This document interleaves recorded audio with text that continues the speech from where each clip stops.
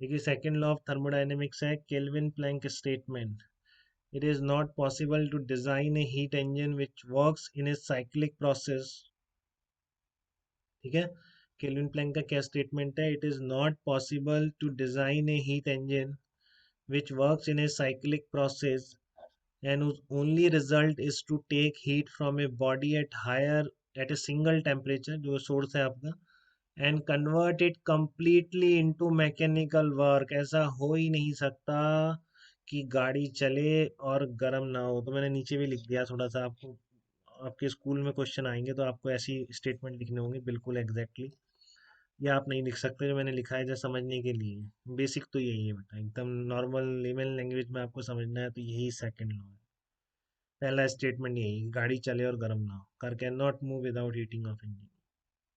ठीक है, लेकिन आपको एग्जाम में कैसे लिखना है? केल्विन प्लैंक स्टेटमेंट करके लिखना है आपको उसको, तभी आपको नंबर मिलेंगे। It is not possible to design a heat engine which works in a cyclic process and whose only result is to take heat from a body at higher temperature to and converting it entirely completely into mechanical work। आपको बीच में एक step और लानी पड़ेगी, surrounding या sink को heat देने की जो है। ठीक है, क्यों नहीं है, रीजन पता नहीं है, तभी इसको नेचर का लॉ बना दिया गया है। क्या है इसके पीछे, कहाँ से ढूंढेंगे? कुछ चीज नहीं है ढूंढने की। ठीक है, Clausius statement, it is impossible to design. दूसरी आपकी ये तो आ गया आपका हीट इंजन पर बेस्ड है, पहला स्टेटमेंट सेकंड लॉ का। दूसरा स्टेटमेंट सेकंड लॉ का रेफ्रिजरेटर पर बेस्ड है। इसको हम बोलते हैं, सेम नाम तो नहीं हो गए, पहला केल्विन प्लैंक है, दूसरा क्लॉसियस है, ध्यान रखें। अब याद आपको रखना है, मुझे भी याद नहीं है कौन सा किसका है, बट आपको स्कूल का एग्जाम देने के लिए याद रखना पड़ेगा। ठीक है, तो क्लॉसियस स्टेटमेंट क्या कहता है? It is impossible to design a self acting machine unaided by any external agency, कि बिना एक्सटर्नल एजेंसी के कोई ऐसी मशीन नहीं बना सकते which only transfer heat from a body at body at lower temperature to another body at higher temperature.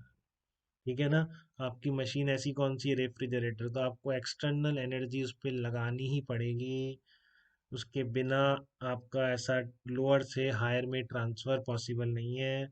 अगर सीधे साधे शब्दों में आप इसको बोलना चाहेंगे तो आप यही बोलेंगे कि लाइट बंद करने पर फ्रिज काम करना बंद कर देता है, कंप्रेसर उसका ऑफ हो जाता है। ठीक है, और फिर आपका जो मटेरियल है वो धीरे धीरे क्या होता है, गर्म हो जाता है। कॉन्टिन्यूसली आपको ट्रांसफ़र करनी है तो लाइट ऑन रखनी पड़ेगी। Fridge can not work without electricity. These are two laws of nature, अभी तक फेल नहीं हुए हैं। ठीक है ना, या आपका कोई हीट इंजन ऐसा नहीं बना सकते कि sole purpose is to transfer entire absorbed heat into useful work. ये आपका पहला स्टेटमेंट है, और यहाँ पर ये है कि it is not possible to transfer heat from a body at lower temperature to body at higher temperature without any external aid. ये आपका क्लॉसियस स्टेटमेंट। ठीक है, बात क्लियर है? तो इसके क्वेश्चंस पे आऊँ उससे पहले मैं एक दो चीज़